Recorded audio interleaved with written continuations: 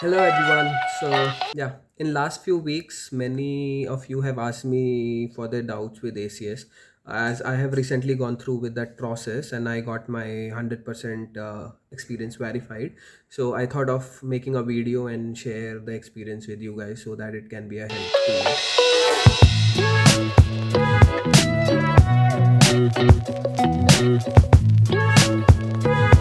So first I'll tell you what ACS is. So ACS is an Australian organization which represents Australia technology community across industries. So ACS not only do the skill assessment for technology based people, it also helps to set guidelines and standards across the industry with respect to the computer technology. So while submitting that ACS, first thing you should know is about your ANZSCO code. So ANZSCO code is basically it defines what title describes your experience the most. So just like I'm a software developer, for me it is developer programmer. If you are an engineer, it will be an software engineer, and there is a code with respect to it. So you can see it on the screen. ACS do skill assessment for 32 categories, but in this video I'll particularly be going for a developer programmer and software engineer. Even though they have different categories, but the process remains the same. You just have to form your roles and responsibility based on what NZAC code you choose. So this video will help you in all that. Even after seeing this video, you still have any doubts and you think that I'll be able to help you, you can comment uh, on the video. I'll try to reply as soon as I can. Also, as I'm not a immigration lawyer, I can just give you suggestions. In this video, I'll just be sharing what process I have gone through with and what my experiences were. So yes, let's go ahead. So we'll start with what all documents are required. Like before you log in and start submitting your application, it is suggested to first gather all the documents required. So I'll be sharing all the mandatory documents which are required to file the ACS.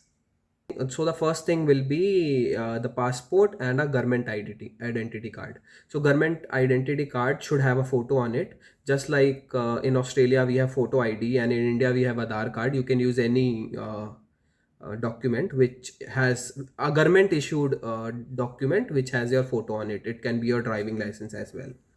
So the second documents that mandatory document that needs to be there is the degree certificate for your bachelor's, post graduation, and if you have a PhD and higher educations.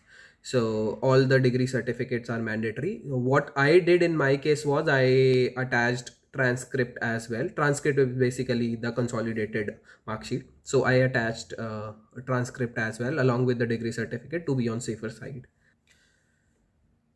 So for every employment episode, for all the employments you had in past and your current employment, you need to have a roles and responsibility letter. Those roles and responsibility letter should have your date of joining, your date of release, and also it should have your roles and responsibilities based on your ANZAC code. So based on this roles and responsibility letter, they'll be able to identify whether you have a genuine experience on the selected ANZAC code or not. So like just in case they find that your roles and responsibility don't match that experience and the code, then there are chances that they don't consider that particular years of experience for you. So it is must to have set roles and responsibility which suits your ANZAC code. So I will also be attaching a roles and responsibility letter format which I used as a developer programmer. That same one can be used as software engineer as well, because it has some points for software engineers also, because mostly developer programmers and software engineers, they follow that SDLC life cycle. So I have formed it based on that. So the fourth is the employment. Each employment episodes must support with two payment types. Either those payment types can be your pay slips or your bank statement or government issued tax report. But with all these documents, it is mandatory to have employer's name mentioned, and your name should be, your legal name should be mentioned on it, along with, like, if you submit your bank statement and your pay slips, that date should match. Yes. So what I did was, I attached organization issued form 16. I also attached bank statement. I also attached all the pay slips, what all I was able to gather for a particular duration from 2019 December to 2021 March.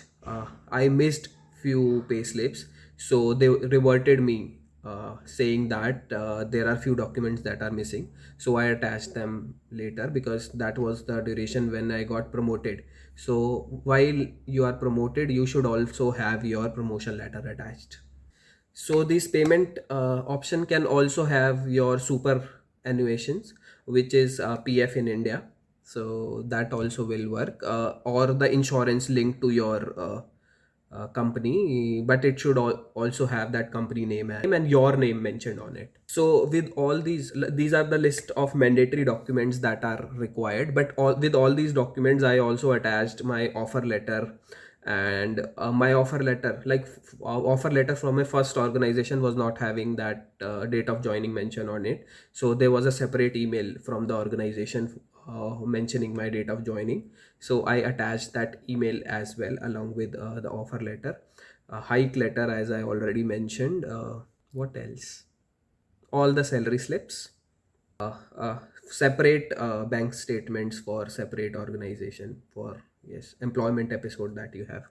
So yes, so the main thing is, like, some organization, they don't issue those roles and responsibility letters to you. So what you can do is, like, you can prepare those roles and responsibilities, and just in case, if your organization don't issue you the roles and responsibility on their letterhead, then what you can do is, you can just get it, not you can just get it signed from your manager. uh, he should be in that organization mentioning his email. You can get it signed from him and get it notarized, government notarized. In India, we can easily get it from any of the court, and that notarized should be on the stamp paper, and it should be e-stamp, not the normal stamp that we stick on the paper and then we just sign it. It should be an e-stamp. For my first organization, that was the scenario. I chased them for like 1 month, but even my manager helped me in chasing them, but there was no help from the organization. So that was the only option that I had during that time, and even that was considered. Yeah. So once you have this set of documents ready with you, you can go to the link mentioned in the video. uh, Once you logged into that URL, you will see option for new application. So once you click on that new application, you have four options: temporary graduate 485, post Australian study, skills, and recognition of prior learning. So if you are doing it for PR or work visa, and you have work experience along with uh, your education outside Australia, then you should select skills. So the fees for that skill is $530, and once you select that, you will get an option to select the NZEC code. So based on your roles and responsibility, you should select your NZEC code. The list of NZEC code is on the video, as you can see. So, once you select that, you can click continue. It's a simple form. You can just fill in all your details and upload the document. I'll upload the required documents as requested, and yeah, that is it. I guess that will help. Fee for this, as I already told you, is $530, and for timelines, there is no surety. If you are doing it with during the shutdown time, between 9 December to mid of December to mid of January, then for like 1 month, your application won't be picked, because complete ACS is on shutdown, and Usually for me it took around 1.5 months, but for my friends it is still pending since 3 months as well. So it depends when your application is picked, and based on traffic, how much applications they have in their queue. There is also an option to process this on priority. So just in case you need it on priority, you can select that option as well. Have a good luck with your ACS. Thank you. Bye.